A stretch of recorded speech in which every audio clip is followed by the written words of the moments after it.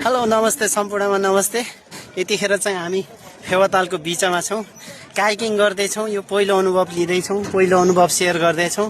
अहिलेसम्म हामीले यो काइकिङ गरिसकेका थिएनौँ, तर आज काइकिङ गर्न आएका छौँ यो फेवातालमा। सुरुमा त मलाई यति डर लाग्यो, त्यो छेउबाट अलिकति बाहिर निक्लिन पनि नसक्ने अवस्था थियो, मुटु ढुक ढुक ढुक ढुक ढुक ढुक भइरहेको थियो।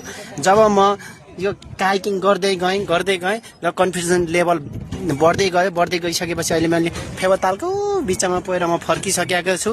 उहाँ दाई पनि आफूलाई पहिला दाई पनि त्यही छेउ काइकिङ गर्दै हुनुहुन्थ्यो, अनि पछि चाहिँ आफूलाई अलिकति कन्फिडेन्स बढाएर अहिले यो फेवातालको बिचमा आइसक्नु भएको छ। र पनि यसरी बिचमा आएको छु। हेर्नुहोस् गाइजहरू, यसरी हामी काइक गर्दैछौँ। आज शनिबारको दिन एकदम रमाइलो भइरहेछ। मैले सोचेको पनि थिएन, यति रमाइलो हुन्छ होला भनेर मैले सोचेको पनि थिएन।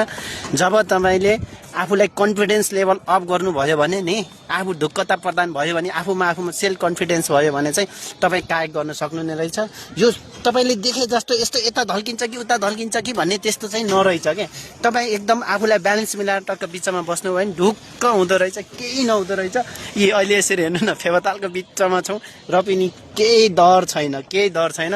यसरी हामी चाहिँ इन्जोय गरिरहेका छौँ, काइकसँग, पानीसँग, यो प्याडल सबैसँग हामी इन्जोय गरिरहेका छौँ।